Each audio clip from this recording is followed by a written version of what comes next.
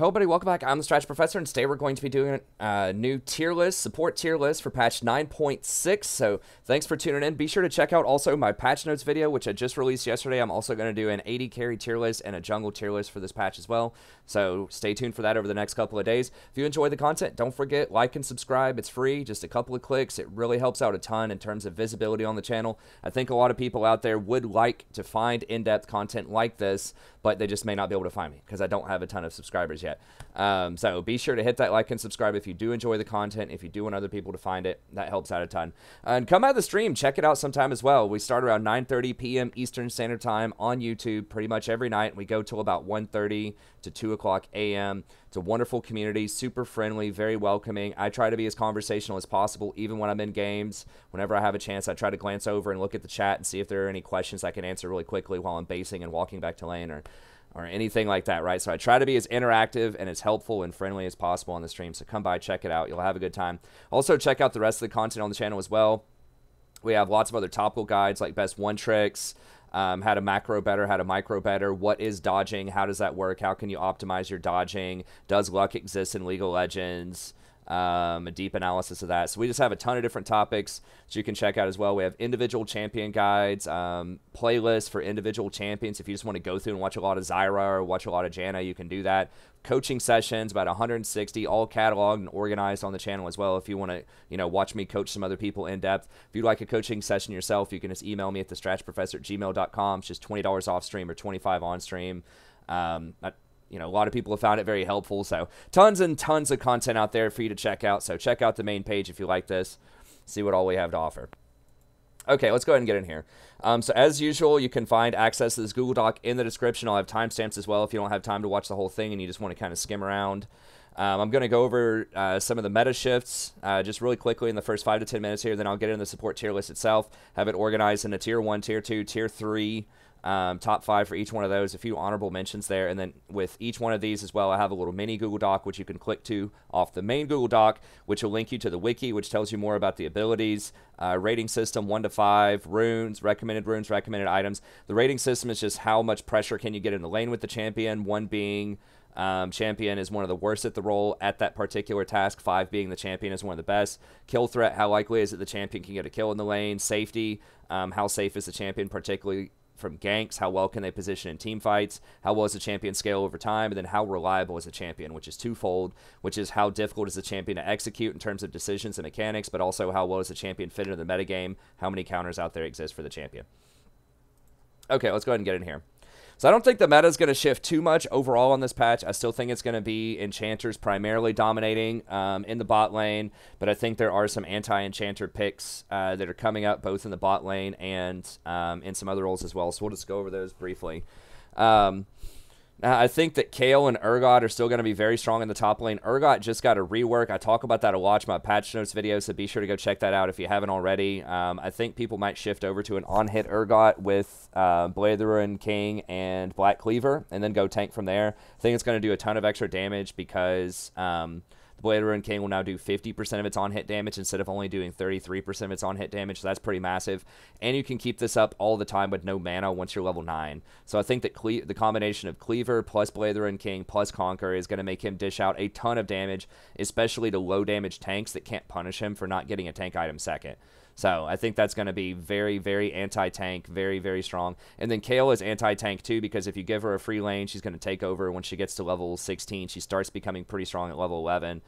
So I just think that means there's not going to be a lot of tanks in the top lane. I don't think we're going to see a return to the Scions, the Cho'Gaths, all of that stuff in the top lane, which is going to create a trickle-down effect of just less tanks overall in the game. So Assassins are still going to be strong. And then engaged tanks in the bot lane will still have a little bit of a premium, especially a couple of the better ones, just because you're going to need a way to start a fight if you don't have a tank in the top lane most of the time. Similarly, there probably won't be tanks in the jungle as much. You might see a couple of Sejuanis here and there, but by and large, expect a lot of skirmishers and scalers in the jungle. Well, skirmishers and early game champions, I mean to say. So like the Xin Zhaos, the Kha'Zixes, the Lee Sins, Elise is coming up a little bit too, or just kind of the jungler counter junglers like the Nunus and the Shyvanas are kind of creeping up a little bit in power level. But nothing that's going to be a proper hard engaged tank, right? Like we're not going to be seeing probably a lot of the Sejuani type of champs out of the jungle. Okay. So that's just reinforces an anti-tank meta. So you might still see some of them, but those two coming up in popularity and in power is going to make that more difficult. Okay, Caitlyn is going to move up a little bit in priority. She did get a pretty significant boost to her ultimate, so dealing an extra 50 damage is a pretty big deal, especially early on in the game. They have nerfed some of the other champs as well. They nerfed Lucian a little bit a few patches ago. He's still very strong, though. They're nerfing Ezreal on this patch, his double tier build, which is really for late game anyways, and he does have alternate builds, so he'll go down a little bit in priority, but not a ton. So you might still see some Caitlyn's. I still think that overall she's not going to be amazing for most players just because she's a very heavy pressure tempo champ. You have to get ahead early. You have to really push your advantage. You can't just sit back and farm against champions like Jinx, Sivir, Twitch, Vayne, that type of stuff. You really have to pressure them. And I think a lot of people just don't have the right mentality with Caitlyn. They don't apply enough pressure. And so I think people will play her a lot more. I think she could be like okay in the right hands, but I think people aren't going to have the right mentality. And I don't think people are doing the right build. I think a lot of people are still doing Fleet. I think that's just kind of a default rune that's not that great on her. I do think that, I talked about this in my video, I do think that Klepto could be okay on her. People are making it work on Draven. I recommended that several weeks ago. Now people are picking that up. The reason is that her Q is on a fairly low cooldown. It doesn't cost much mana, and then laying down each individual trap, I believe, also procs Klepto. Haven't tested that, but I think that counts as using an ability. So I think that you could get off several Klepto procs in lane. This would reinforce you being an early game bully, gives you more potions, you know, mana potions, health potions, those little mini elixirs for the extra AD, of course, bags of gold. Gives you a lot of extra pressure early. You still get the sustain because you can take biscuits with that build. She scales terribly with attack speed anyways. So, you know, losing out on something like Alacrity is not a big deal. Losing out on Triumph, not a big deal. She's not a heavy reset champion. She just wants to apply as much pressure as possible, and I think that Klepto could do that. I'm a little bit less sure of this next one, but Essence Reaver could work if you want to go for that build as well. You'd go Infinity Edge, Essence Reaver, you still get your crit, you get heavy AD, attack speed is garbage on her anyways. So, you know, missing the rapid fire might hurt a little bit, and people might think, well, why would you want Essence on her? But, I mean, the CDR is very nice for cranking out more Klepto procs, for getting more traps on the ground, harassing more under tower with the Q. It is relevant, and if you're spamming all those abilities, having the extra mana from hitting the wave can be relevant too. So I don't think it's as bad as people think, and having a lot of the raw AD really helps on your abilities because your Snap Trap has really high AD scaling if they step on it. Your Headshot, high scaling. Your Q, high scaling. Your ult, high scaling. So people don't think of her like that, but AD is very, very good, and attack speed doesn't give you any extra damage on your traps, your headshots, your Qs, and that's where a lot of your damage comes from. She's really a combo, you know, almost like a caster type of champion that just requires really good mechanics to pull off. So I think that that combination of Klepto and then going something like Infinity Edge and then Essence Reaver, or at least Infinity Edge, Rapid Fire, Essence Reaver, is probably the way to go. We'll see if people pick up on that. But people will probably be playing her a little bit more, and what that would mean is that if people are doing that, and then getting a high-pressure support like a Nami and a Sona becomes even more valuable because you really need to apply that pressure in lane and close out the game quickly. So you don't want to pick a peeler tank like a Tahm Kench or something like that with Caitlyn. If we do see her in pro play, this could mean you might see something like Karma come back, maybe Lulu come back. People have been toying with range supports a little bit in pro play, although not a lot in the last week or so. And there hasn't been a ton of success with them. You see like a Karma, a Janna, you know, a Nami. But I think that like Nami and Karma would be the most likely you could see. I think Nami really has a shot at pro play if we go to this heavy pressure. Like if everybody's picking Sivir or everybody's picking Caitlyn, and they want to apply a ton of pressure bot so that people can hard carry top. So, for example, if you were to run something like in a pro game, like a Caitlyn Nami bottom, that's going to force the jungler to come down there if you're laning against something like an Ezreal Tahm Kench, because you're going to completely obliterate that lane unless the jungler comes down to help. And that could create extra, a little bit of extra leeway for the Kayle top lane to get a better laning phase if people want to scale with that. So the jungler, if they go top to try to stop the Kayle, then you're going to completely demolish bottom. So you're forcing them to come bottom if you go for a comp like that. So I think that it could have a lot of utility in pro play, even in solo queue. Maybe it can work, but I still think there are better AD carries than Caitlyn. I think people might try her, and if they are trying her, you might want to opt into that early game style if you don't feel like dodging, which dodging might be a decent option if Caitlyn's out there. But, I mean, her win rate's not that bad. It's just one of those, like, really feels bad champs whenever I'm sitting there watching her, because I'm thinking, man, she could be auto-attacking so much more. Like, the potential's so high on her, but people just don't do it. Anyways, Hecarim's also going to get a lot stronger on this patch. He's already pretty popular in general. He's one of the more popular junglers. I don't think he's like the most popular or anything, but maybe not. Maybe people were just trying him out. I felt like he was popular. Where is he? Oh, here he is. Okay, so he's about middle of the pack in terms of popularity and win rate. But anytime something gets buffed, a bunch of YouTubers make all caps videos, and then people try it out again. So people might try Hecarim here. He's basically doing like 20% more damage on his Qs because every time it stacks, it was not giving him the 10% additional damage. I think it stacks twice. So that's pretty massive in long team fights. That's going to help his jungle clear a ton. Hecarim's a little bit of an odd duck because he wants to go Cinder Hulk early to help him clear. To give him a little bit more health, but then he doesn't follow it up with a heavy health item after that. So he doesn't go like Cinder Hulk into Warmogs, which is what a lot of the Cinder Hulk users will do historically, like the Sejuanis, the Nunus, or at least they'll get some other like heavy, HP item. He goes Cinder Hulk into Trinity Force, which feels really awkward because they don't synergize with each other at all. But he has really high base damage. He has a lot of disruption. Obviously, he's super fast. He can gank really well. He can run straight through wards or just straight up the lane. So he's really a menace to deal with if you don't have a lot of mobility on your team. So he's pretty good against enchanters. He'll run over the Soraka, the Nami, the Sona, and stuff like that in the laning phase because his ult also makes him unstoppable. So you can't even like CC him when he's running at you if he times that correctly. And he does a ton of damage, especially when he comes running in with Predator and he gets that sheen. He can just almost one-shot you at level 6. So very high-tempo champ. If he doesn't get ahead early, he can definitely fall really far behind later on. He really needs that one-shot potential on the back line, or at least very heavy damage, very heavy disruption. But he's pretty much made a paper for his first couple of items. It's really, once he gets that Trinity, if he gets a couple of kills to snowball and get a tank item after that, if he gets the Spirit Visage or if he gets the Dead Man's Plate or something like that, that's when he really becomes very difficult to stop. So I wouldn't be surprised if we see a bit more Hecarim, and if we do that, that's going to put more pressure on enchanters. So into Hecarim, it's very, very dangerous to play something like Sona or Nami. So you might have to play a tank, peeler tank if you do that, or if they decide to go Hecarim. But that's just something to keep in mind there. Nautilus did get a lot more CC early on. It's 6 seconds cooldown on his passive at all ranks now. So that will matter if in big team fights that last 6 seconds or longer. Now you can get off 2 stuns or 2 roots on multiple targets. So this could be pretty good for longer fights. He also gets 3 armor early on. I think that Nautilus in general is gaining a lot more equity lately because he is pretty good into enchanters if you can get a hold of him. I think he's pretty good into things like Thresh as well because he's going to outscale the Thresh in terms of he just gets tankier. He has more CC in fights. Like his ultimate knocks up a lot of people in team fights. So I think that he can be pretty good. In many respects. We'll talk about him here in a little bit, but I think people have kind of been sleeping on him, and I think he is a pretty strong solo queue champ. So these buffs are just going to double down, make him a little bit stronger, particularly with the Rakan nerfs from a couple of patches ago. Like, you really need a hard engaged support, and I think he's one of the better options. He and Leona, I think, are 2 of the best options. So we'll talk about Nautilus here in a little bit, but I think he definitely goes up a bit in priority here.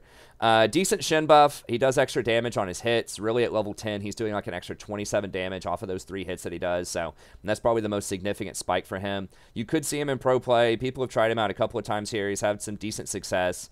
He's a pretty good macro support. With that ult, you can influence other lanes pretty well. He's great if you have another diver on your team. So if you have a Hecarim who can get to that back line, or a Jarvan, or even a Rengar or something where you can just protect with the Shin and get on that back line, that can be very useful. So I think there are certain comps where he could be good. He's also relatively safe. He can get into the enemy jungle, ward, and then dash back out if he needs to. So he has a freestanding dash, which a lot of supports don't have that. It's really just like Pyke, Rakan, and Shin are the only ones who can free dash over a wall without any assistance. So that's pretty helpful.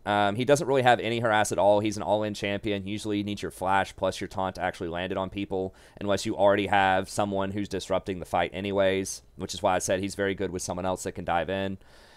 So that's pretty good. He provides pretty decent damage. His wave clear is virtually non-existent. That's another thing about Nautilus. He has great wave clears. We'll talk about it in a little bit. So we'll see. I mean, maybe as a peeler, if they have a hard engaged tank, if they have a Nautilus or they have a Thresh or a Leona or something, maybe he could be decent. But you're mostly picking him for that macro pressure. So if you have a duo that's a mid laner or a jungler or something like that who's going to be making a bunch of high tempo plays at level 6, like a Rengar, something like that, Hecarim, then maybe you could pick him. But I think it'd only be in very narrow situations. But he definitely gets a little bit better there. I think Zyra is definitely getting a huge buff. I think now people might actually try out her best build, which is Infinity Edge plus Essence Reaver, I believe, for similar reasons to Caitlyn. She's mostly a caster. You know, it's the feathers that do the vast majority of her damage. And so those feathers don't scale with attack speed. They scale with AD and crit. So I do think that getting some combination of Infinity Edge plus Essence Reaver is going to be really good on her.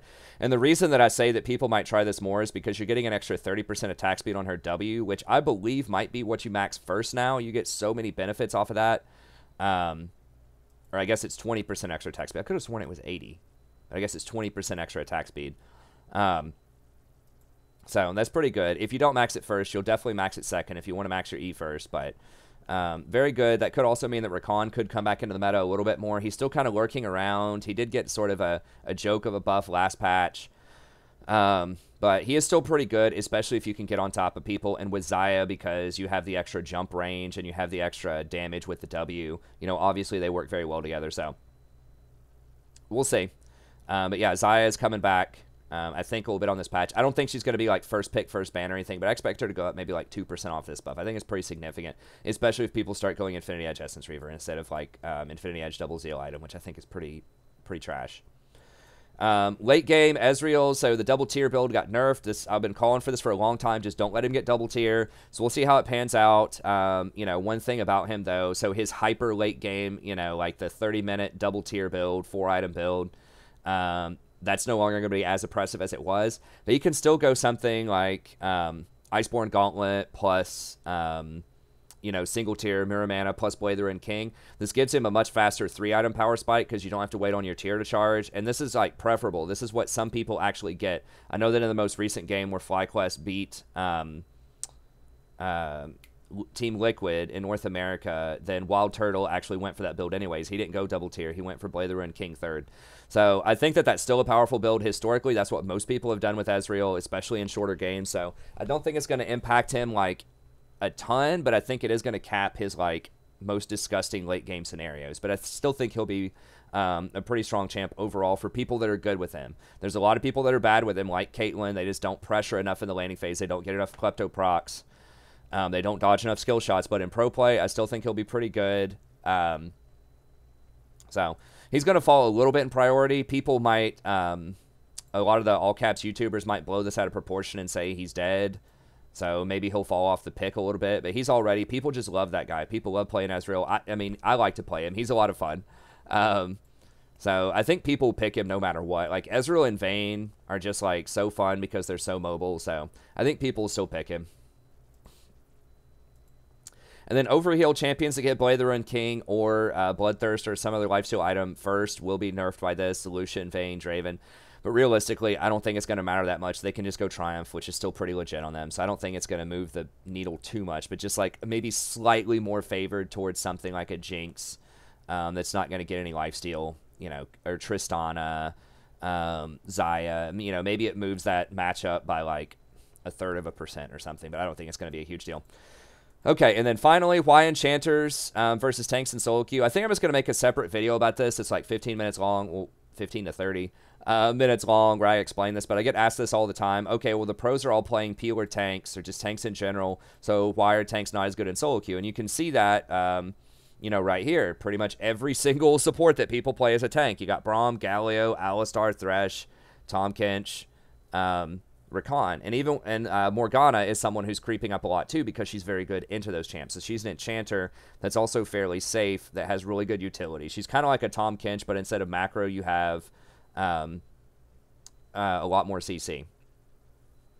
And even the enchanters that you do see often don't do that well. Lulu, I've always said that if you do see enchanters, Lulu would be one of the top ones, Lulu and Nami. But a lot of the enchanters aren't doing so well, right? Like we've got Soraka here, Zillion, if you want to call him an enchanter, is doing all right. But then the Karma, the Janna, they aren't picked much, and a lot of them don't win that much. Yet when we look at solo queue supports, those are the highest win rate supports by a large margin, right? Like it's very obvious that class of champion, not just an individual champion, but all of them do very well, right? We've got Sona, we've got Nami, we've got Soraka, and Janna, all over 53% win rate. The only other champion that's in there is Talia, which is like a troll support. It's got like a 0.1 win rate. So, like, nobody's playing Talia hardly. And then Morgana, which I basically consider an enchanter, right? Because people just don't build a ton of AP on her in the support role.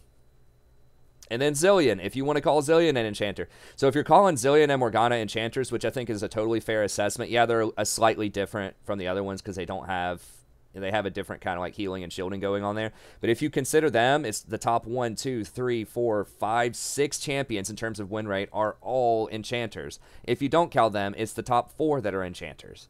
So why is that? What's up with that? How does that work in solo queue? Okay, well, there are 5 main reasons that I just want to just hit on really quickly. So first off, organized play. Tanks are always better in organized play, which means that you're on comms, you're talking to people, you're setting up specific plays, because when you engage, a lot of times you're not getting out with a lot of tanks. You go in with Alistar, you try to go in with Galio, you flash taunt a bunch of people, you're not getting out of that situation, right? So it needs to be crisp. Everyone needs to be on the same page. They need to follow up and do something. In solo queue, doesn't happen a lot of time, right? Anyone that's ever played a tank support in solo queue, you've gone in with Alistar, right? And your team just doesn't follow up no matter how much you ping.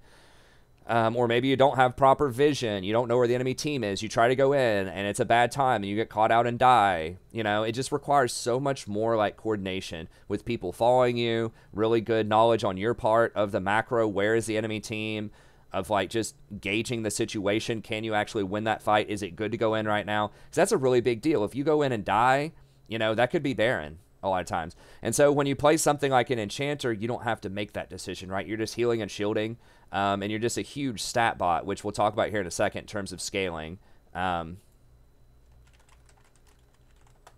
But that's a big, big difference, is that in pro play they have organization, so they can call out, hey, Galio ult me, we're about to fight. Hey, use Tahm Kench to rotate over here. Hey, Alistar, we're about to go in. Let's get ready to start this fight. I'm going to flash Q him. And that just doesn't happen in solo queue all the times. One of the other major things is economy and scaling. So base stats, if you look at something like Galio, for example, right? His base armor is actually kind of low for a tank. I forgot that it's that low. It's only 24, but let's look at, like, a more proper tank here, like your Alistar, your Braum, that type of stuff. They're going to have huge base stats in general, right? So he's got 47 armor. He's going to have 540 health. Starts off with high health regen, 8 health regen. But the big one is the huge armor value and the huge health pool at 540. And if you compare that to something like Sona, right, who's the highest winning enchanter right now in solo queue, her armor is 28. Wow, her armor is that high? I'm actually shocked that her armor is higher than Galio's. What? Okay, well, she's got higher armor than Galio, apparently. But in theory, either way, it's lower than Braum, so, right? So, she's losing, like, 19 armor to Braum. 19 armor is worth, like, 380 gold. So just right there, so she's losing a lot. She's losing 60 health, which is another, like 160 gold or something. So she's losing like 500 something gold in base stats. She has lower base movement speed, and she has less scaling, less armor over time, less health regen. So that's a major thing about tanks, is that they just have a lot of base stats. They're just beefy. They get a lot of free gold, in other words, by playing tanks that you don't get as support. And you have a low gold economy in pro play. There just aren't as many kills going out. The final score might be 10-10 versus like a silver solo queue game might be 40-40. So you're going to be getting a lot more assists and a lot more gold. Also, enchanters get assists a lot easier. If you just spam your aura in a team fight, you're getting an assist on everybody. If you're playing Tahm Kench, you have to actually auto-attack them or hit them with your tongue to get the assist, which sounds easy, but it's not. You miss a lot of assists as Tahm Kench. If you look at Tahm Kench's average assists, does it show it here? Yeah, if you look at like Tahm's average assists, it's going to be very low. A lot of the best average assists are going to be up here, right? It's going to be like the Nami, the Lulu, Soraka, Janna, Sona. A lot of these are going to have higher average assists. Now, Thresh is kind of weird in there because, he does have to hit people, but if he throws Lantern on people, he can get assists. He is a playmaker as well. Braum is similar if he has a way to like shield his own ally and get an assist. If you eat somebody as Tahm Kench and you spit him back out, you don't get assist for doing that. But like Braum and Thresh, because you can target your own allies with stuff, they kind of cheat the system a little bit. But a lot of the hard engage ones, the Alistars and things like that, are going to have a lot less because they have to actually touch people to get the assist. So that's less gold, especially in games where people are dying a lot. So, and they also have less scaling. Like, usually when you look at someone like Sona, she has insane scaling on her W with AP plus healing and shielding versus something like Braum. It's going to have virtually no scaling. He has a little bit if you get plus health. You know, he'll have some on his Q, a little bit, right? But it's not that much. It's not that much bonus armor scaling. You know, no scaling on his Unbreakable, a little bit on Glacial Fissure. Same thing with Alistar. Very, very minimal scaling. So if you get to 3 items in a team fight and that Sona has Redemption plus Athene's plus Ardent Censer, and, you know, you've got something like Zeke's plus Knight's Vow, she's going to outscale you tremendously in a 5v5. So that's the main thing, is in pro play, they want higher base stats. They want that extra armor early so they can pressure in the lane. They want that extra health for survivability when they want to contest Scuttle, you know, at level 2. And so that matters a lot more in pro play. Versus solo queue, you know, you can count on getting a lot of gold over time.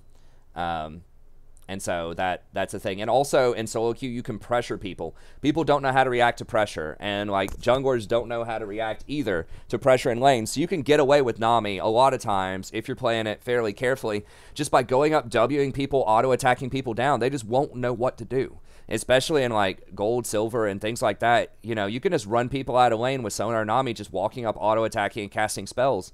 Because they're so used to just focusing on farm and not trying to trade while farming. I mean, we see this in Platinum all the time too, right? You see the Caitlyn that just never auto-attacks the enemy at all, or the Draven that just never auto-attacks the enemy. So if you can apply that kind of pressure, that's tremendous. You can force them out of lane for bad backs. You can potentially get kills on someone like a Nami if you get them, you know, low. You get them to like 30% bubble and they're dead. So applying that pressure is a big deal. In pro play, if you try to do that, you try to push up and the jungler comes down and camps you, that could be a really bad time. They could freeze you out.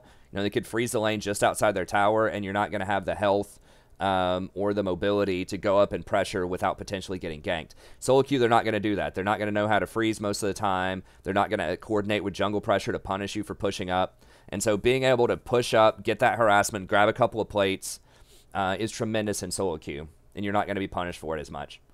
Vision priority is another one, and I didn't really appreciate this as much until I heard a bunch of people talking about it on the Dive and Hotline League and things like that. They were actually discussing why enchanters aren't played more in solo queue. I think it was on the Dive. And a big thing they pointed out is there aren't as many tanks in top lane and jungle, and someone has to go face check that bush, especially if you lose priority. Right, so if they end up getting vision around Baron, like, you can blue trinket, they're going to clear it out, but eventually you're going to have to walk up and ward, and since the supports control the wards, having a tanky support is good. You know, if everyone jumps on you and your Alistar, you might be able to ult and survive, or your Braum, you might be able to throw up a shield and survive if your team's backing you up. But you can't walk up as Sona. You have no way to check bushes. And if you try to walk up, they're just going to one-shot you, even if your team's with you a lot of times. So that's the thing, too, is that it helps you get more vision. And you can more confidently walk in and get some of those wards in the jungle because you might survive long enough for the help to get there. Within reason. You don't want to go so far out of your way, but... Anyways, finally, tactical flexibility. I need to move on. I didn't intend for this to be that long, but I just wanted to explain it because I get asked this all the time. You don't have to play through bot. Right, so if you're playing an enchanter bot lane, especially in pro play, you have to play through bot. You have to play around that pressure and really try to punish them and take that tower early. So yeah, if you have a Caitlyn Karma, maybe that works, but it forces you to play around bot lane. If you have something like an Ezreal Tahm Kench, you can play around that if you want, but you don't have to because they're ultra safe. You can go do anything you want. So that's why a lot of times in pro play, you know, a lot of the 80 carries that you see are also super mobile. The Lucians, the Kaisas, the Ezreals, the Vaynes. You see that a lot in solo queue too. But in solo queue, you can see things like Jinx or Draven popping off a lot, whereas you're not going to see that as much in pro play. You'll see it some. Obviously, there are a few picks there, but they just want safer picks in the bot lane.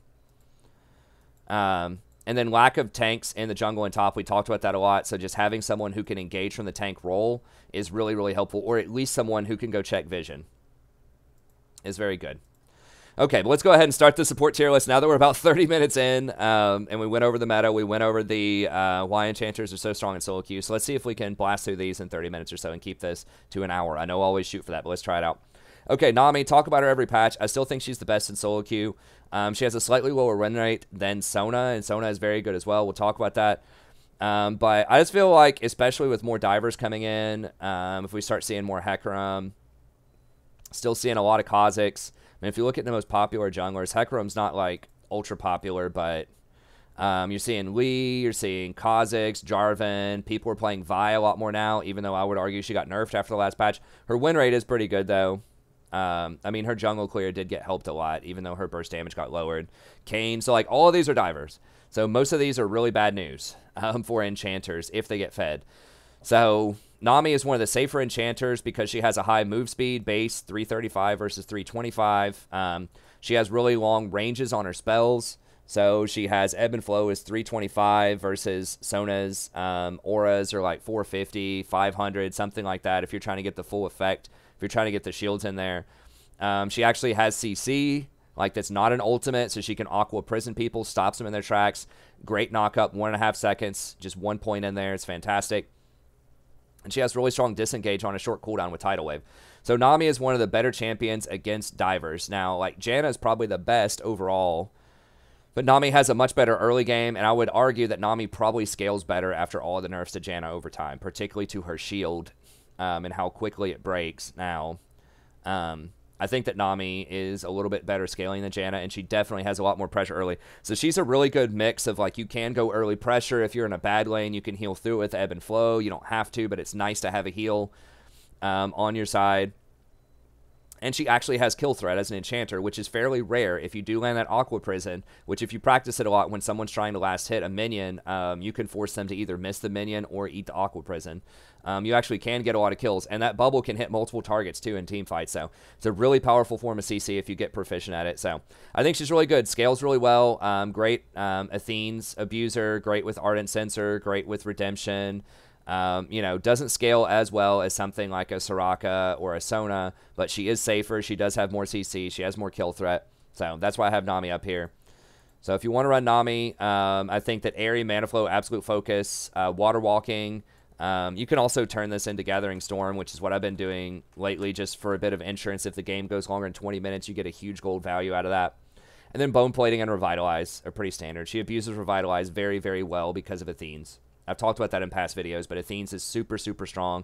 It basically ends up giving you, you know, if every time you heal, pretty much, on someone like Nami, if you can do something like 400 damage, which is not hard to do because your W itself does damage, your auto attacks do damage, your bubble does damage, all of that. So if you can get to around 400 damage, then you're effectively going to be giving yourself like 100 more healing, a little bit more than 100 healing off of Athene's. And your heal normally, you know, maybe does, after it bounces around, depending on if you do damage, heal, damage, or heal, damage, heal, you know, it's going to be doing at least 300 or 400 damage, right? And so it's going to give you somewhere in the neighborhood of between like 25% to 50% bonus healing, effectively, on your W with Athene's, in addition to everything else that it does. So super, super strong ability. So you want to go Athene's, and then I think Redemption is nice, especially if your AD carry is not doing that well. It's just a great team fight rune, gives you a little bit of, or team fight item, gives you a little bit of extra macro pressure. Ardent is good, but usually it's going to require a second item from your AD carry before that really starts taking off, once they get that attack speed, once they get their Gensus, or once they start getting their Hurricane or something like that. That's when Ardent Sensor gets a bit better. So I think Athene's Rush is great. It also has 100% mana regen early, and you get extra benefits for each additional Fairy Charm that you buy, and you're going to be buying a lot of Fairy Charms of these items. So it's just a great start. Great AP for lane pressure. 100% mana regen is fantastic for mana hogs like Sona, like Nami.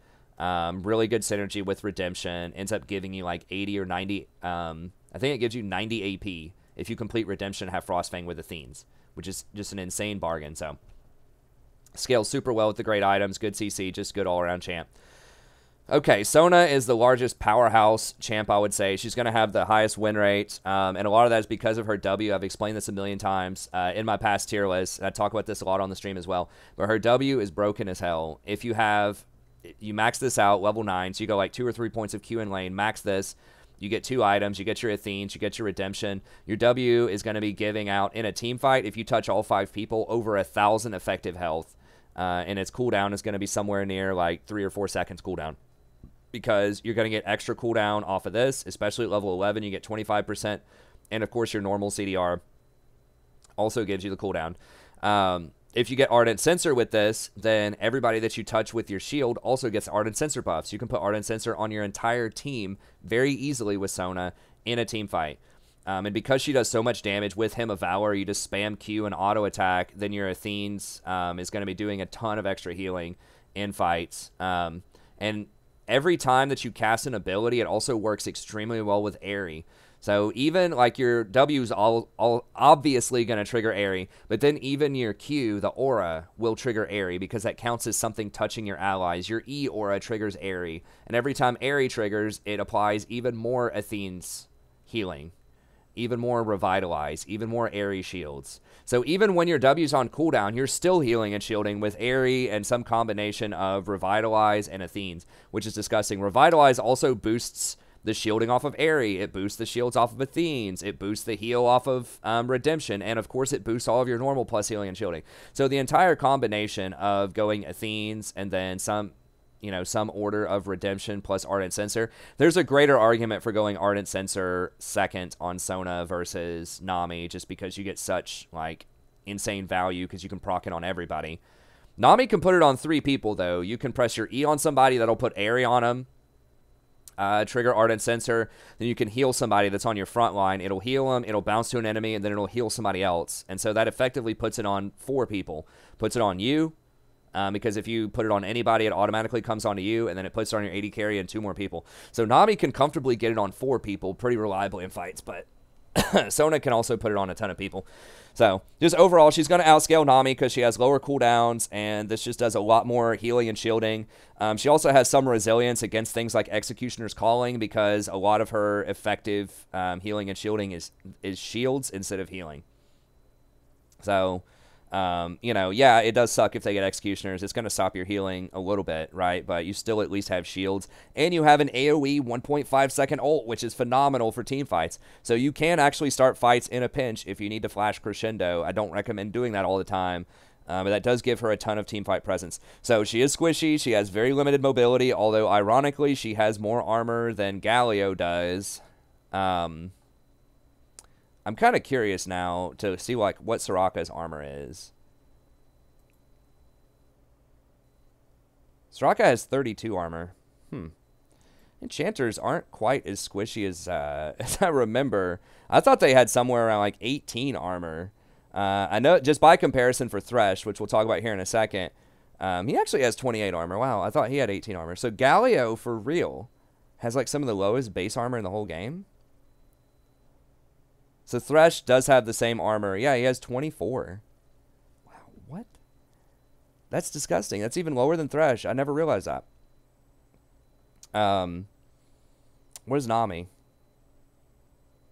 They change these values around every now and then, and just sometimes I just blow off. I'm like, oh, okay, they changed this here, that there, and I'll forget like what the actual number is if I haven't looked at it in a while. Nami probably has like 28 also, right? 29. Okay. So the enchanters are squishy, but they're not nearly as squishy as I thought. I thought that Braum was going to have like 20 or 30 extra armor on them early. It is like 20. Look, Galio just has insanely low armor values. I didn't realize it was below Thresh. That's rough. So anyways, Sona, a little bit more dangerous than Nami, but overall very strong. I do think that Gathering Storm probably is the way to go also, especially because she scales so well with AP. Okay, so Sona's still going to be really strong. Excellent scaler. Lulu is someone who has been coming up a lot lately, and I've been recommending Lulu for a while. Now, I haven't had phenomenal results myself in solo queue. I do go on a streak sometime with Lulu, but I think a lot of that is because I'm picking her into bad matchups. Like, I'm picking her when they have assassins and when they have a lot of divers, and usually the team that has a lot of assassins and divers in solo queue is going to win. So, you know, there is that skew that I'm specifically picking her to try to deal with a bad situation, so I'm already down, you know, in terms of win rate most of the time whenever I choose to play Lulu. So I'm sending her into the terrible situations to try to defuse it. But I think she has a ton of potential right now. And I think the big thing about her is that she's probably the best enchanter against divers and against assassins. So those champions, if they get fed, they're still going to run you over. But I think that, like, run your team over.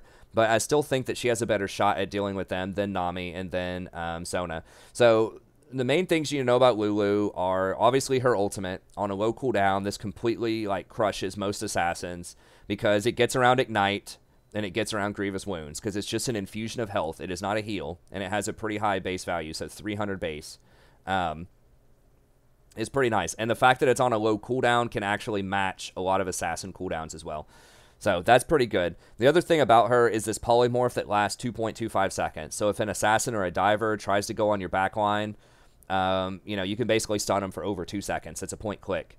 So really, really nice stun there. So that's kind of the main, like, you know, thing that people think about when they think about Lulu is it's hard as hell to dive her because of this ult and Whimsy. Make it very, or the polymorph aspect of Whimsy, make it very difficult to deal with.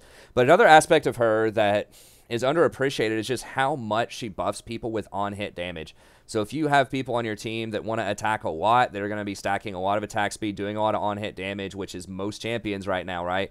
Like Vayne, Jinx, Twitch, Kog'Maw. You aren't seeing a ton of Kog, but all those champions are very good, especially Ginsu users, because she gives a ton of extra attack speed and movement, so 45 attack speed if you choose to use Whimsy in that way, 45 attack speed, and this does a lot of damage on hit. People forget about this, but at level, you know, level 9, that's 63 on hit damage with a 0.15 ratio, so if you get 100 AP, which is pretty easy to do, you know, by level 9, then you're easily going to be getting to like almost 80 on hit damage. So every time they auto attack and you're giving them an extra attack speed, they're doing an extra 80 on hit damage.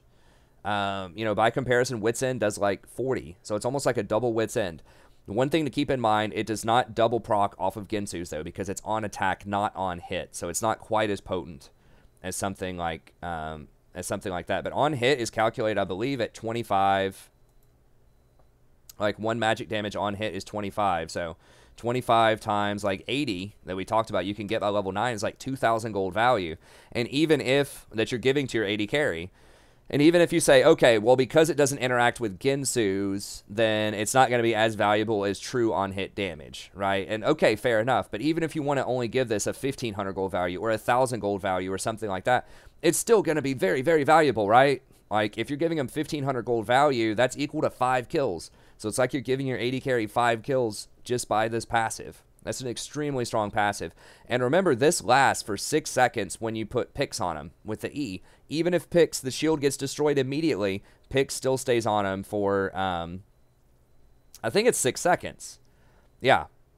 So that's really good. Versus Janna, keep in mind the Janna shield, if it breaks, they no longer get the AD. It disappears. Not the same with Fairy Companion. It stays on him for the full duration, even after the shield breaks. So that conveniently works very well with Ardent Sensor, right? And if you have 40% CDR, that conveniently works with the cooldown of this, which will be 6 seconds. So it aligns very nicely with a lot of things you're going to be doing as Lulu to have that passive. Other little things about her, she's very good into Vayne, because Vayne is a close-range AD carry. You can Whimsy her pretty easily, or polymorph her if she tries to run up on you. And the Pix also reveals her for 4 seconds, True Sight. So when she's rolling around invisible, if you get this on her before she rolls, your enemies can actually still target her and attack her. That takes away one of the most powerful things about her, is that she can be revealed by this. Now, I don't think it reveals Akali, but it will reveal things like Kha'Zix. It will reveal, if he tries to go invisible, it will reveal Vayne. It will reveal Twitch if he's trying to get away, Shaco if he's trying to get away. So it has lots of pretty good applications in terms of anti-invisibility that a lot of people really don't take into account. Now, the thing about Lulu, though, is that pretty anemic scaling, only 60.6, which is, it's okay, but that's nowhere near the same amount as Nami and Sona, because they have, like, bounces and auras and all this stuff that really multiplies the plus healing and shielding a lot. And then this isn't even actually a heal. So all of your plus healing and shielding does not impact this at all. So she doesn't scale as well with Revitalize. She doesn't scale as well with Redemption. You'll still get those things. But that's why her scaling is a little bit less in team fights than Nami and Sona. But very, very strong in skirmishing. Still very, very good. Probably the best single target buffs of anybody on your AD carry. So if you get that hyper-fed Vayne, get that hyper-fed Jinx, she can really buff them up and have them take over if you do happen to have a front line that can keep those divers at bay. So I think she has a lot of utility. I think she has a lot of power. She has been trending up a little bit on this patch. She's still only about 50%. Coincidentally, she's actually pretty hard to play, too, because she doesn't have skill shots, which would make you think, well, how is it hard? But the thing is, like, her abilities, two of her most important abilities, the E and the W, can target allies and enemies. So in a huge team fight where everyone's, like, right on top of each other, if it's a bunch of melee champs or if it's a Kha'Zix that's like right in the face of your AD carry, and you try to polymorph the Kha'Zix and you accidentally speed up your AD carry with Whimsy, well, you just lost that fight because you either misclicked or you lost the coin flip if their hitboxes are overlapping. So that is very frustrating. That's a very real thing, and that can be very hard to deal with as Lulu, particularly when you're trying to polymorph and you accidentally Whimsy your AD carry instead. That's probably the biggest one. But it can also happen if you're trying to shield your tank and you accidentally end up shielding or like doing damage to the enemy. Now you can get around this by targeting your allies on the little you know, their portraits that are down above the mini-map instead of trying to target them on the map. But that requires you to move your mouse from the middle of the screen, which is where it usually is, all the way down to the bottom right to target that correctly. And that can take, you know, an extra 1/10 of a second or something to get over there, and somebody could die in that amount of time if you're trying to shield them. Now, the polymorph, there's no way around that. You can't target enemy hitboxes, you know, with polymorph, so you have to try to click on them on the screen.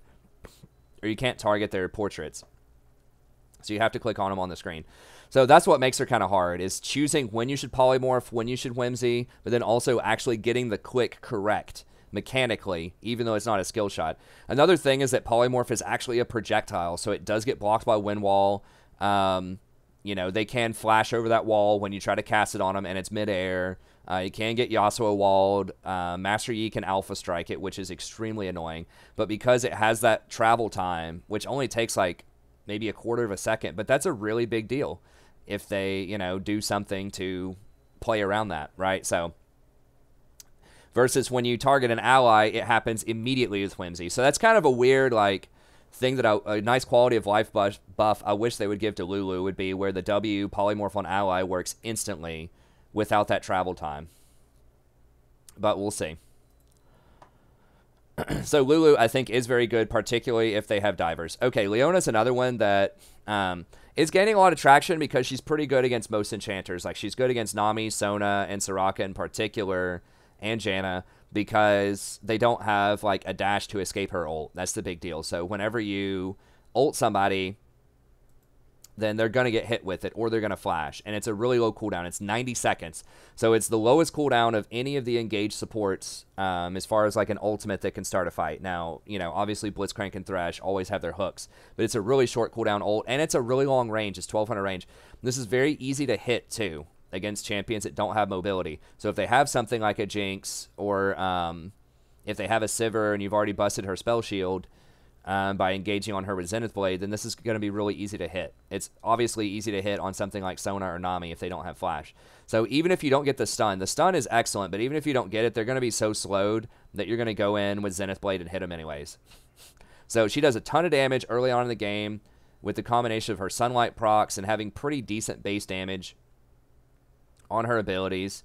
And she just chain CCs people forever. And one of the big things about her is she can actually engage through the minion wave too. A lot of the other engaged supports in the bot lane can't do that. So, like, Thresh can't do that. Nautilus can't do that. They have to have a clear line of sight. Alistar can do it, and she often gets compared to Alistar. But I would prefer her in solo queue just because she does a lot more damage than Alistar, and she has more CC than Alistar. Alistar really has just his headbutt Polv, and you have to combine those into one usually when you want to get CC on somebody, so that's just 1 second total. Versus this is going to be usually a 1.5 seconds here, and then if you hit them with this, then that's a 3-second stun with a lot more damage.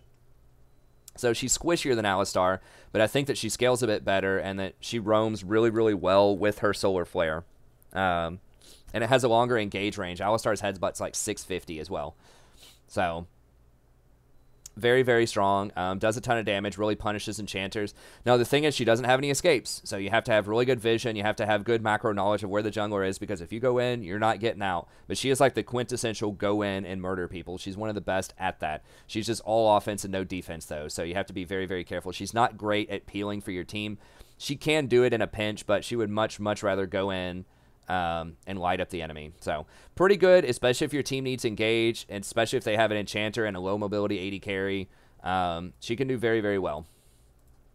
So she's probably my top pick right now, just because she's so much threat in the laning phase and she's so reliable in her execution.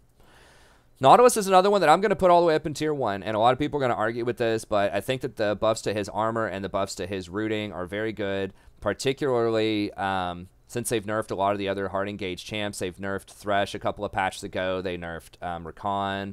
And just having someone that has that armor is so good against things like Kha'Zix, like Hecarim, like Zed, like Talon, who are all becoming very popular right now. Just making sure they're not going to kill you most of the time is great. Now, aside from that, so a lot of tanks have that, right? But what are the main things about Nautilus that set him apart from someone like a Thresh or someone like a Leona? Why would you do that? Okay, well, first of all, he has pretty nice armor. Now, so he has way more armor than Thresh. He has 10 more than Thresh. I think Leona has, like, she might have 44 or 45. So Leona might have a bit more. But he's kind of in the middle there as far as tanks go. He has really high base health, really high base health regeneration, which is excellent. But he has so much CC. He has even more than Leona because even his passive CCs, I guess it's about the same amount of, like, hard CC stuns, but then he also has his Riptide for the slow.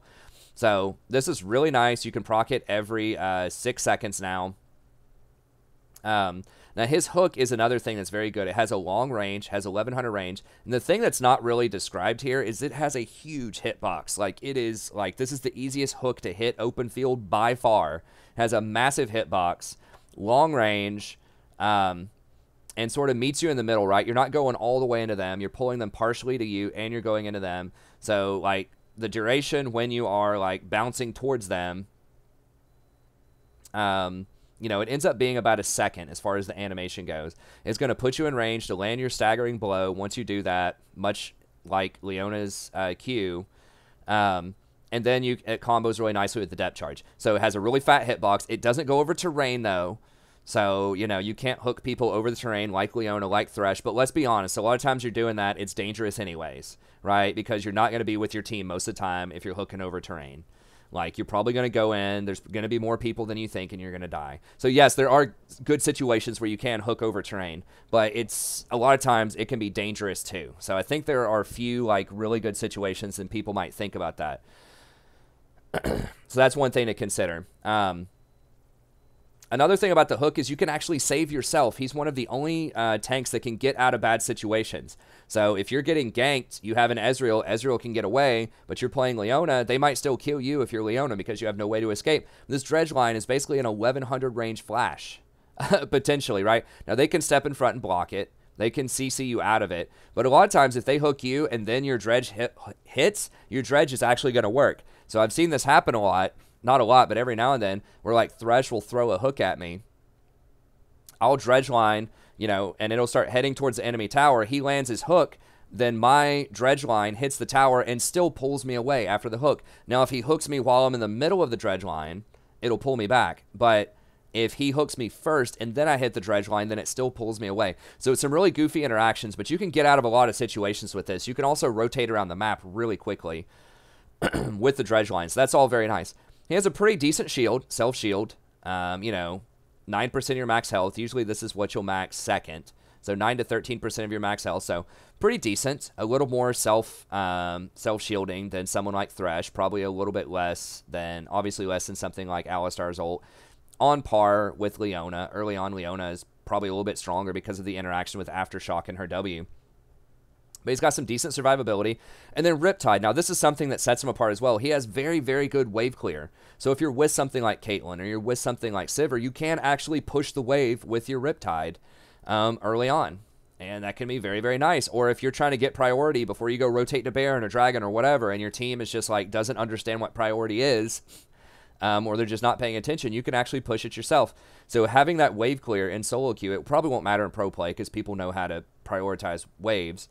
But in solo queue, it can be a huge boon. You know, you get a kill, push it in faster, go rotate to Dragon, trying to set up for Baron, push in middle. A lot of good situations. Also does a lot of AoE damage in fights. I mean, if the fight lasts for a long time and you're sitting there spamming Riptides, like that's pretty good damage. And something that people don't do a lot, but could actually work with Nautilus is Font of Life. Works great because you're applying a slow to everybody. It can give your entire team healing. Specifically, I believe, I'd have to double check this, but like if your enemy or your ally AD carry has Hurricane, then each one of those bolts can apply Font of Life procs. Not 100% about that, maybe. But definitely their normal auto attacks can.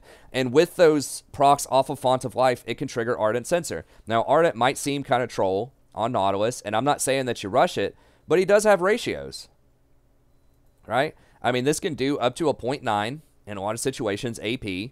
This has a 0.75. The ultimate has a 0.8. So he does AP damage. Like, he does scale with AP. Not a lot, but a little. And so you have the option late game, you know, if you have like 5 items or something, you can throw on the Ardent Sensor and help your Vayne scale even harder, help your Kindred scale even harder. None of the other mainstream tanks can do that comfortably. So that is just a little thing in your back pocket you can do that you don't want to do a lot. I mean, if you want to go full on, like, you know, lots of damage, you could go Leandries or something, because this slow applied to everybody would apply to the Leandries if they have like 3 or 4 tanks on their team or something. I wouldn't do that. But I do think that Ardent, you know, is like a 5th item, could be a pocket choice in some situations. So just a little bit more flexibility. But I think that that all makes him really good. He has a really nice engage that also doubles as an escape, pretty good survivability, great lane pressure, great AoE teamfight damage, and the ult, 120 seconds, low cooldown, they cannot dodge it. So high mobility champions like Vayne, like Ezreal, like Lucian, they're getting hit by this. You know, they can dodge Leona's ult. They're not dodging this. The only way you get out of this is if you go like untargetable, right? So if they have a Morgana shield, that's bad. It gives Morgana like light years to black shield them before they get hit. But Morgana's good also into Leona. Tahm Kench, pretty good into Nautilus, also good into Leona. So a lot of the stuff that's good against any tank will be good against him. But if they have Zhonya's, they can Zhonya's it. Of course, they can, you know, do the same with Leona's and stuff like that. But the nice thing about Depth Charge is that it hits multiple targets easily in team fights, and it's knockups. It's not just a slow, it's a knockup. So Leona might hit 1, maybe 2 people if they're grouped up for the stun, and then it's going to be a slow after that. But this actually knocks them up for a long time, right? So they get knocked up for 1 second, and they're stunned for an additional second. If you get this to max level, it's a 3-second stun. And on secondary targets, it's still going to knock them up for 1 second, and then they're also stunned. So it's the same thing. You can basically CC comfortably, usually at least 3 people on their team, sometimes more if they're all grouped up, for, you know, like 2.5 to 3 seconds, in addition to everything else. It's a really disgusting, you know, skill set that he has. So I think that Nautilus is criminally underplayed. When hook champs are good, I think that he's very good. I just don't think he gets a lot of love in pro play. He doesn't have the same kind of flashiness as Thresh. He doesn't have the same kind of defense as Thresh. You know, he doesn't have Flay. He doesn't have Lantern. But he has really, really good offense. So he's a great blend of offense and CC. Maybe not as much damage, not as reliable as Leona during the laning phase, but more utility as the game goes on. And especially at level 6, I would say more CC overall. So I think he's a really good tank to have in your arsenal. Next up, Morgana. She's been gaining a lot of traction lately. You're even seeing her in pro play because she's very good against CC champs. So if the enemy team... so I don't know if I would blind pick her. She's okay. Like, there's nothing that really just completely dumpsters her in lane. But she can get outscaled by things like Sona and Nami eventually. But if you have hyper carries...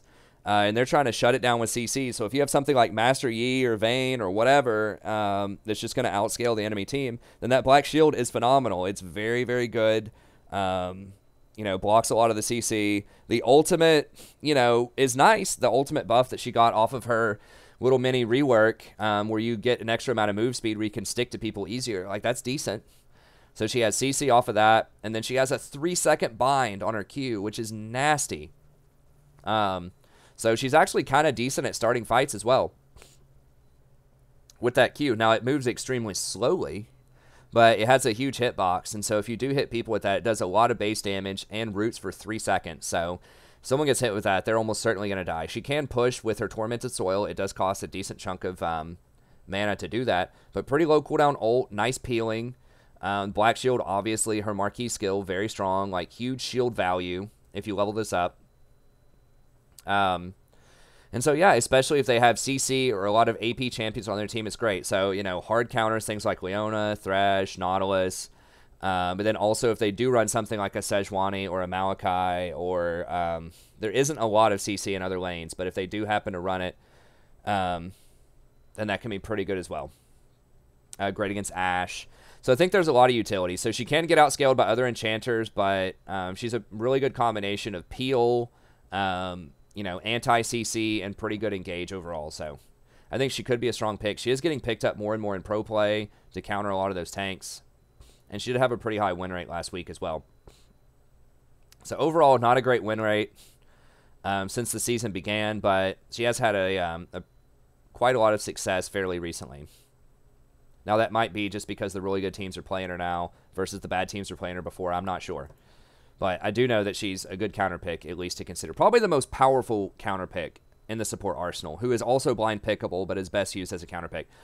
Speaking of counter picks, I think Soraka can be really good. I just have her down in tier 2, even though she does have a really high win rate, just because I think Sona is just better than her in almost all situations. Sorry, Ed. I know that Ed loves Soraka, always donates for Soraka games on stream. I greatly appreciate that, even though I can't win on that champ as much as I would like to. You know, she can be good.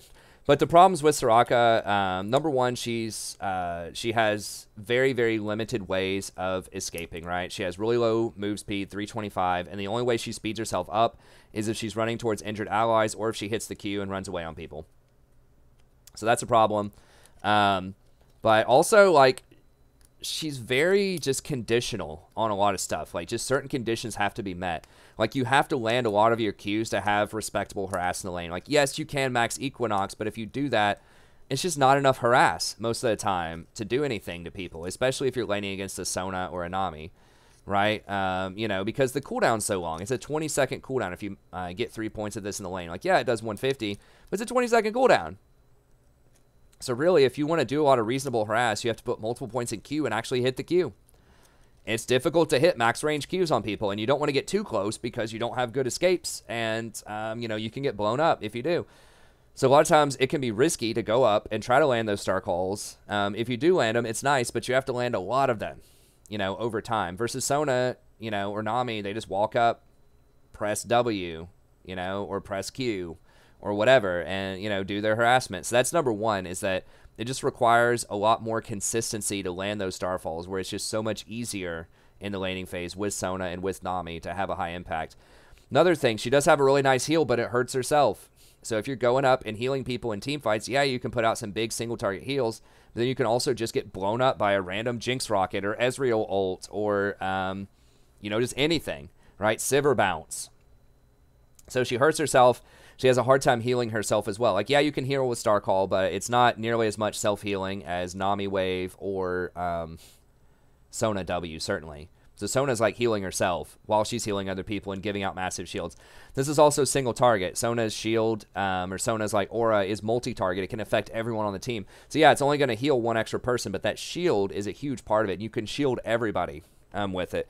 Equinox is okay. Like, the silence is good. In some situations, can be great. Nowhere near as good as a Nami bubble. You know, nowhere near as good as a Sona ult. So it's okay. It's conditional. The silence is good in some situations. But a lot of times, especially against divers, you know, you got Kha'Zix running at you. You have Hecarim running at you. Like, they're still going to run at you, you know. They can just run out of it. So it's good, but I think that this form of silence is one of the weaker forms of CC that's available to most mainstream support. So it is in right situations, right? Someone's teleporting down, you silence them, they hourglass, you silence them so they can't get out. Like, yes, it does have its uses. I know somebody's going to say, but that silence is OP. It's like, is it though? Is it? I mean, it is point click, but it's not the same as a stun.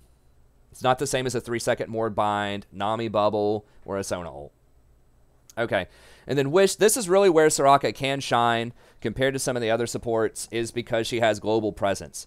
So if you're really on the ball, especially if you're coordinated, if you're duo queued with somebody else across the map, then using this Wish can influence fights, and it can be a really big deal. It also is really good in team fights as well, like massive healing, like instant burst, you know, very good counter to spike damage they have. So if they have a Karthus who's, you know, ulting, or if they have a Kennen who goes in and gets like 3 of your people and does a ton of damage, yes, being able to cast Wish and then drop a Redemption and just start healing is a lot more powerful than Sona, who would have to cast multiple Ws to keep up with Wish. So that's really her role, is she's like burst survival, like AoE, cross-map presence, and that's really what she brings to the table versus someone like Sona. But unless you're maximizing that, unless you're really using that Wish to influence fights across the map or to counter specific things like Karthus, like Kennen, you know, that type of stuff, then, you know, I feel like you're just going to get out pressured by Sona most of the time. But you want to go Airy, Mana Flow, Transcendence. I think Gathering Storm is probably still going to be better. Water Walking, maybe, if you're going to be rotating a lot, but you really don't rotate that much with her, so it's okay. You have to have mobility boots. You have to be able to walk around the map. show up to fights. And then Mikhail's Redemption Ardent Sensor is what I recommend. You could try an Athene. She doesn't do a ton of damage. If you are landing a lot of Qs and auto attacks, maybe do enough damage to make Athene's work. But overall, I think that Mikhail's, if they have a lot of CC, is probably going to be a better choice. Next up, and I do want to finish this quickly. I know we're already at the hour mark. Thresh, still a good champion if you're really good on him. It's just kind of like Soraka. He's very conditional. You know, you have to hit the stuff. You have to hit those hooks. You have to flay at the right time. You know, you have to throw those lanterns in the right place. The enemy has to click, or the allies have to click on lantern. So you do have the most playmaking potential of anybody out there, because the different combinations of hooks, lanterns, flays that you can do, they're all multi-purpose, right? You can go in on the hook, or you can not go in on the hook. You can use the lantern offensively to pull a jungler in. You can use the lantern defensively to pull an ally out of trouble. You can, you know, flay people backwards to push them away so that you can kite better. You can flay them forwards. You know, there's just so many different ways you can use everything in his kit that if you're very good on him, he can still be a fantastic champ for sure. But this tier list is targeted towards, you know, people with just moderate experience on these champions, right? This is not for one tricks. This is not for challengers. And I think the nerfs to him, you know, last patch make him a lot less consistent for people that don't have as much practice on him. 16 extra or 4 extra seconds on his ult or on his Q early on is a really big deal, and costing a lot of mana is also, or costing more mana is also a bigger deal. So he's okay, but you know, he has low base armor, very conditional spells, like one of the hardest hooks to hit because it has the half a second delay on it, can't go through minions. So yeah, he's all right. If you're really good on him, can you dominate? Sure. He's probably the best one-trick support out there. I don't think many people would argue with that, but I just feel like he's a lot less conditional. So unless you have like 500 games on Thresh, I would just play Leona or Nautilus. They're just a lot more consistent in what they do. Okay, Rakan. Now, I moved Rakan up a little bit because Zyra got buffed, so I would you might only be able to pick him with Zyra. We'll see. He did get a little bit of a buff last patch. One nice thing about him is he can shield allies with his E, and he can also buy armor himself. So that's one of the very few enchanters that can do that. Sort of like Lulu. Lulu can ult your allies to protect him from Kha'Zix or Hecarim or whatever. But Rakan can function similarly by taking Guardian and Eing onto your allies. So he can be good in that sense, but he provides a lot less lane pressure than any of the enchanters. His healing is conditional. You have to hit those Qs, but he does scale very well. You know, he has a probably the most flexible build path of almost anybody. You can get Zeke's, you can get Knight's Vow, Redemption, Ardent Sensor, Shirelia's. There's so many good items you can pick on him, so you can really adapt to a lot of situations. So he's probably second only to Thresh in terms of like overall adaptability to different game states and different items you can buy. But yeah, he's going to be pretty strong. But that nerf to his W, I mean, it completely like just blasted him a few patches ago. He was my favorite champion in the preseason and last year. Just really, really good, really effective, really versatile, like I just talked about. But, you know, they nerfed his W directly, which was huge. They've nerfed his armor. They nerfed Zeke's, which was his core item that he rushes. So, you know, they've hit him both directly and indirectly quite a lot. So we'll see. I still think he's pretty good. And then Zyra, you know, if you want to play an AP support in this meta, I think that Zyra is going to be the best one. She still provides a lot of harassment. They did nerf her plants a couple of patches ago, which was a big deal. It took like 25% of the damage off her plants early, which is huge. I have heard some people say that Rylai's doesn't work because on the patch notes, they did a lot of weird under-the-hood stuff with pets, and they classified her plants as pets now. So I don't know. I haven't played her. That's just what, you know, people were saying. So I'm not sure, but even without these changes to the pets, she's just kind of in a rough spot. You know, if you don't completely dominate early, you're going to fall behind later, and there are a lot of really mobile AD carries right now that scale super well, like the, you know, Vayne, the Lucian, Ezreal, all that stuff, and it's extremely easy for them to dodge your E. They can very easily dodge your root, and a lot of them get lifesteal, especially like Lucian and Vayne. Ezreal is going to have a lot of biscuits. They all have sustain to get through your harass early. Most of them are going to have an enchanter backing them, whether it's Sona, Soraka, or Nami. So they're going to heal through that. They can take Doran's shield. Your damage has been lowered. Ignite has been lowered. Electrocute and Dark Harvest have been lowered. So overall, your damage across the board, a lot of your damage options have been lowered. There's a lot more healing in general, and you're facing high mobility, which is always a problem for Zyra. And you're facing scaling champs, which is another thing for Zyra. Because her items are so expensive, you know, you have to buy Leandries most of the time. You have to buy Sork boots. You have to buy, you know, Rylai's or Morellonomicon. Those are all way more expensive than things like Athene's and Redemption. So you're just going to fall behind on the power curve unless you get kills early. So she's a tempo champ, kind of like Caitlyn, where you got to make something happen. You got to get plates. You got to deny CS. You got to get some kills. Like, something has to happen. If you're going even, you're losing. And I think that's a very dangerous proposition in the kind of meta we're in, where like the scaling champs are so popular and so powerful right now. So she is good. I think she gets a lot better at silver and lower, because it's a lot more likely you're going to be able to hit your E's to get those kills and convert in the laning phase. So she can still be good. She still has an okay win rate. I think she has the best of most mainstream APs outside of like maybe Fiddle. She's similar with Fiddle. So, yeah, I think there's definitely a time and a place for her. I knocked Brand down to honorable mentions. He did get nerfed indirectly. And, you know, Zyra is at least unique in that her plants offer really good vision. So, similar to kind of the tanks that we talked about earlier, it's really hard to get vision on a lot of the mainstream supports like the enchanters. But because of her plants, she can get vision at 800 range. So, she's extremely good at checking bushes and also fighting over pink wards, especially early on. So, that's a huge edge over Brand, who can't do that. And I think she provides more consistent harass with her plants. Even if you don't hit your Q, your plants can still harass. They can still apply Comet or Airy.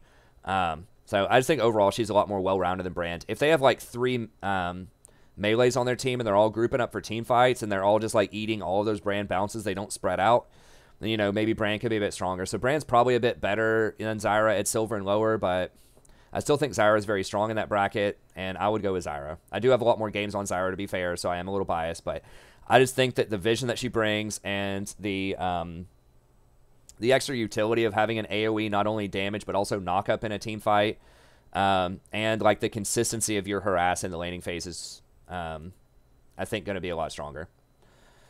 And then finally, the last few here, just in the last couple of minutes, Janna, I think, can be good. She's going to get dumpstered by the other enchanters in lane. 18 seconds on her shield level 1 is ridiculous. The fact that it breaks so easily and decays after like 2 seconds.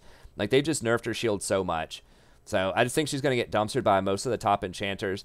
If they have some very specific divers like Zac, maybe like Hecarim, things like that, she can be good. Not only does she have peel with her tornado, but her ultimate, you know, knocks everybody back and heals for just a tremendous amount. So she can be good if you're protecting something that's kind of longer range, like a Jinx, like a Twitch. They can really abuse that knockback that you have. But overall, I think other enchanters are probably going to be stronger. So she's okay. I mean, she's got a respectable win rate. I just think that, you know, her early game has a glaring hole in it. I mean, even Lulu beats her up early. And that's like Lulu's kind of weakness, is that she doesn't have a heal or like a very reliable shield. And Lulu gets beaten up by Nami and Sona. But she's like even a fish down from that in the food chain, right? In the early game. So I'd rather just play Lulu most of the time. Lulu also scales extremely well with those types of champions, the Twitches, the Jinxes. She doesn't have as much like outright peel, but she can protect really well with Polymorph and her ult. So, and there are so many mechanics they've added into the game that are unstoppable, that really hurt Janna's ability to peel. So, like, you know, Hecarim being able to go unstoppable when he goes in. You've got things like Shyvana now is unstoppable when she ults. Things like Zed can get on top of somebody before you can even ult him. Fizz can jump things. Like, there's so many like mechanics to get around Nami's knockback, or to just flash and re-engage if she does knock you back. So she's still good. I just think that she's not as good as she was back in the day, both to how the meta has changed over time, but also to like the, you know, 10 direct nerfs that she got last season and into season 7. Okay, Galio, I moved up a little bit. He's kind of been the rising hotness in the last few patches. People keep asking me about him. I did play him last night. It was a bad game. I fed early on. We did end up winning, which is good. But I did kind of start to get a sense of why people might like this guy.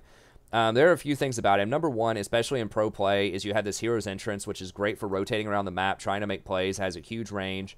It allows you to rotate to side lanes to help people out. So much in the same way as Tahm Kench, just gives you a lot of extra macro pressure. So can be useful in solo queue. Probably not going to be as useful as pro play most of the time, but it's there. It's helpful. You can also do it, you know, point blank for AoE CC. You know, has a pretty nice radius on it. It doesn't say what it is, I don't think. But it's a pretty good radius. So, like, even if someone engages on, like, your team right in the middle, or your team engages and you do Hero's Entrance, it's a very nice follow-up CC. So it has macro pressure, but also has very good CC, even at, like, relatively point-blank range. And then he just has a lot of AoE CC. He's got this, and then the Shield of Durand, the 2.5 stun, basically, that also gives you a lot of extra reduction early. So, yeah, he doesn't have the high armor. I talked about that earlier, but he does get this shield for magic users. And he does get this damage reduction. Now, this is what you max instead of Q. I was maxing Q mistakenly last night, but this is what most people are maxing, is Shield of Durand for support. The mana cost doesn't go up very much. It gives you that nice repeatable shield in the laning phase.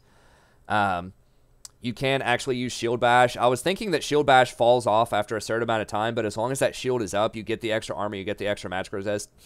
So as long as they don't fully break this shield in the laning phase with magic, then you get a permanent, you know, extra little bit to magic resistant armor, which is good.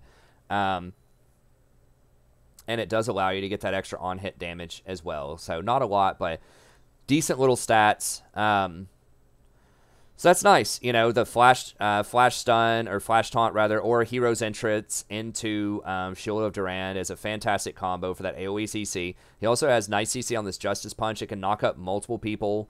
It's also an escape, which is something that's pretty nice. You can't use it over walls, but because the windup is much faster than it used to be, you can actually use this to try to get away from situations, kind of like you can do with, you know, Braum jumping to people, or Shin, or Nautilus by hooking away. So a lot of the really good tanks have this kind of safety built into their kit. So that's pretty handy. And then the Q is all right. You know, it still does the 2% of max health damage per tick, so it can do 6%, which is okay. Does decent harassment damage. It can wave clear a little bit. So that's decent, but you don't want to max this now. It just costs too much mana. And then he does get, in team fights, he does do, like, okay AoE damage, you know, which is kind of a bonus. So he's good. He's sturdy. Good peeler tank. Shield of Durand, you can't be knocked out of it. You know, gives you a lot of extra survivability. AoE CC, potential AoE CC on Justice Punch, and AoE CC on Hero's Entrance. So he has some of the best AoE CC of anybody, you know, now that I said that like 4 times in 5 seconds. So I think that's what's up with him. At the end of the day, though, he is still a peeler tank. You know, he has a hard time engaging if his flash is down. He can get out-harassed in the laning phase by Nami, Sona. His scaling is very limited. A lot of people do go Redemption on him first, which is something I've been seeing. Just to double down on his teamfight capabilities. You know, you can drop Redemption and then do your Shield of Durand. And, you know, whenever you go in and knock people up, that can ensure that you're going to get that true damage hit and the healing off of that. The extra mana regen is very relevant, too, for your Winds of War. You are a pretty mana-intensive champ, so I think that's pretty good. The extra plus healing and shielding does apply to your Shield of Durand. So he has decent synergy with Redemption. Not as good as Enchanters, but still legit. Then you have options. I've seen more people going...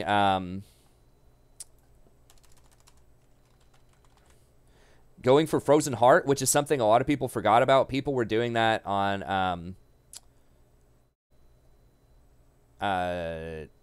Pike for a while as well. The reason for this is you have a really long cooldown on your ult, so Zeke's is not really that great on things that have a long cooldown, but Frozen Heart is, because you get 20% extra, or you get 10% extra CDR. It's 20% total, gives you a lot of flat mana, which you really love, gives you a ton of armor, which scales great with your abilities, and reduces the attack speed of enemies, so you are actually going to be in the back line, like you're going to be in people's face, you know, trying to peel stuff a lot of times, so you can get close to the AD carry.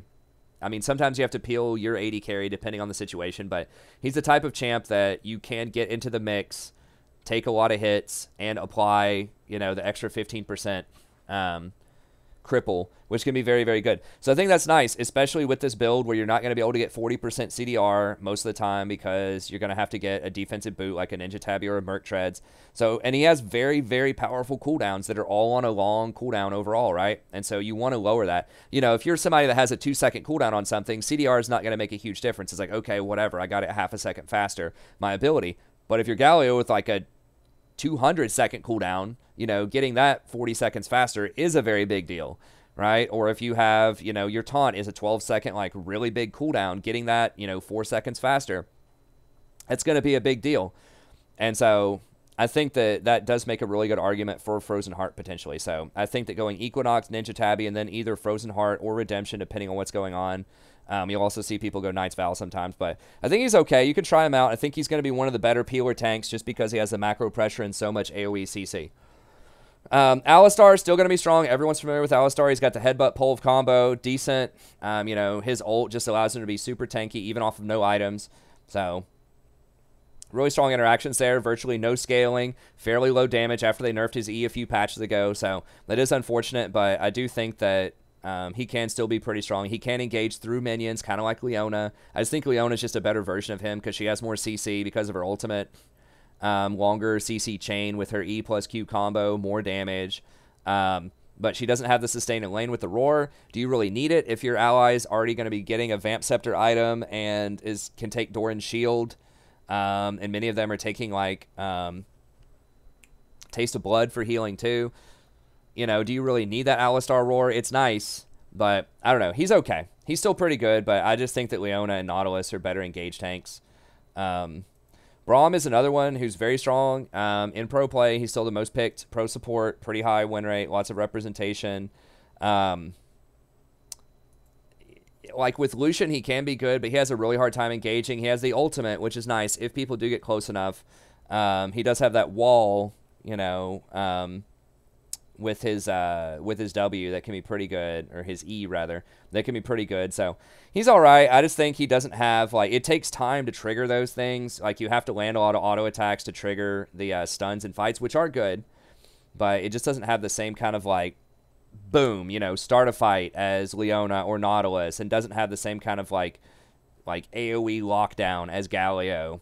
So he's still going to be pretty good. He is a beast early level, so you can definitely invade with him. If you have that Lucian, you can definitely pressure lane with him. If you have an aggressive AD carry, if they just sit there and watch you while you hit somebody with a Q, if it's Lucian, instead of dashing forward to try to get that stun, it's not going to work.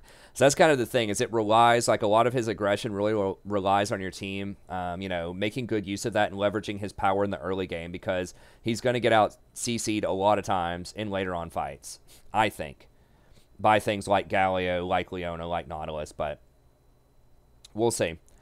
Tahm Kench is another one. I'm throwing him up here as another honorable mention just because he is pretty good against these CC champions. You know, if they have something like Leona, Nautilus, or even Morgana, he can be very good into that type of stuff.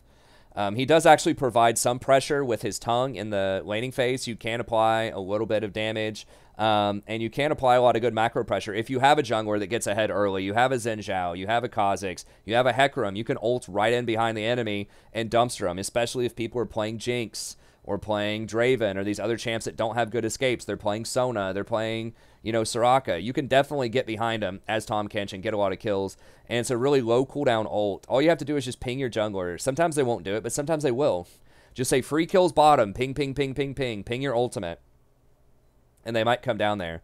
Or you can tell your AD carry, hey, let's go rotate middle, right? Like, that Diana's pushed up the tower all the time. Just ping it, ping your ult. So if you communicate really well with him, and you really make good use of his ult, you have to make plays with his ultimate to make him worth it, because he's way, way worse in team fights than something like a Braum or a Galio or whatever, because he has, like, very limited CC. He gets people out of CC with his Devour, which is nice, but he has very little himself. You know, he has to stack up a lot of auto attacks and then tongue lash him in order to get that stun. So I still think he can be good. He's one of my most played champions of all time. I really cranked this guy in Season 6. He's one of the people that got me to Diamond before anyone else was even thinking about him. He was really, really strong, and that's before a lot of nerfs back then.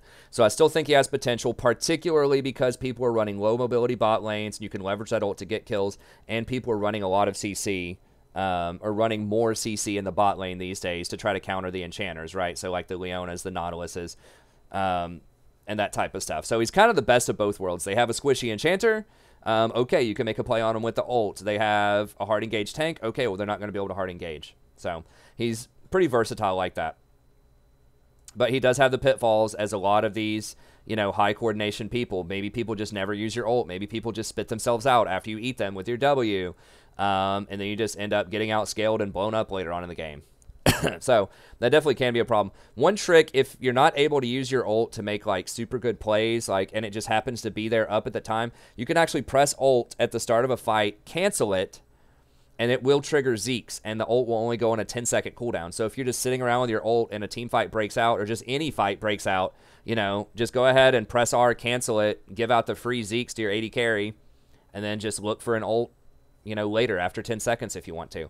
So that does give him a little bit of extra reliability that you can at least do something useful with your ultimate, even if people aren't using it to make macro plays. Obviously, making the macro plays are better. Don't just, like, not use your ult to rotate around the map and make a play because you want to save it for team fights with Zeke's. But it just gives you a bit more flexibility with it. Okay, final honorable mentions, and that's it. All right, Blitzcrank, still good, very one-dimensional. You land the hooks, you're a god. You miss him, he's worthless. I'd rather just play Nautilus or Leona if you're looking for early aggression hooking. They just have a lot of extra utility in their kit. Pyke is someone who can be very dangerous. He has a hard time scaling. He really has to go for the AD build now. So if you snowball very hard, he can be good. He has a hard time against tanks. They're going to have a lot of armor. You're not going to be able to blow them up. They're going to have more CC than you do. But he can be good against enchanters. If you consistently hook that Soraka, that Sona, that Nami, and get those kills, he can snowball out of control. He does roam very well. He gets around wards because he goes invisible. So, can be a good champ, but requires a bit more snowballing. Brand, already talked about him. I'd prefer Zyra most of the time. Bard is someone who's picking up in popularity. He is rising up in win rate, so I see you. I know the Bard mains out there. I still think he's very conditional, though. Like, for my taste, he's just very risky. You have to land sort of tricky binds in the laning phase. He does do a ton of damage early. Then you also need to be able to rotate around the map and pick up those chimes without your AD carry dying, which can be problematic. Now, kind of like a lot of these other champs, if you are able to go up against someone who doesn't have a lot of mobility, like a Sona or a Nami or whatever, and consistently hit them with an ult, you can secure kills, especially if you get ahead early.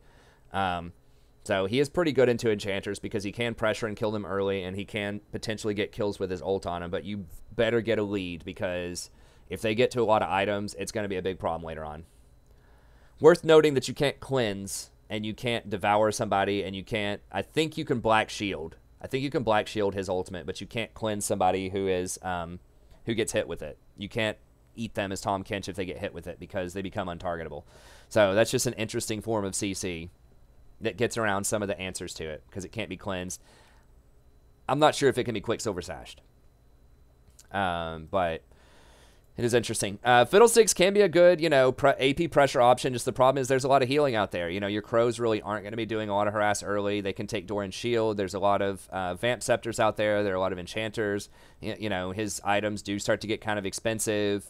Like a lot of other AP champs, you know, his fear is pretty good against assassins, but you have to really snowball and get ahead early. Get that vision down. Deny them the vision. If you fall behind, if you start getting pushed in a tower and they get a lot of vision around you, it's really problematic. So he's very hit or miss, but if you hit, he can be very strong.